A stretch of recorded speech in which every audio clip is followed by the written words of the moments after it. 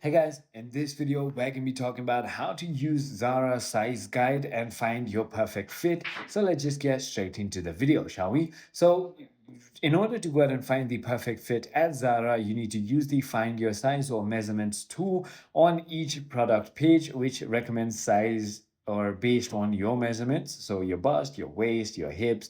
So first things first, I would like to recommend you to go ahead and measure your sizes first, so your true bust, your true waist, and your true hips. And once you've done that, on the product that you're looking to purchase, simply click on measurements right over here.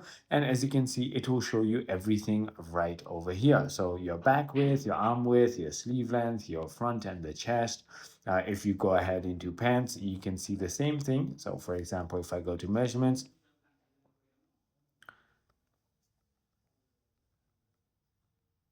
it's gonna go ahead and show you everything right over here. So your bust, your waist, and so on. I hope this video helped you clarify everything for you. If it did, hit that like button, and I'll see you on the next one.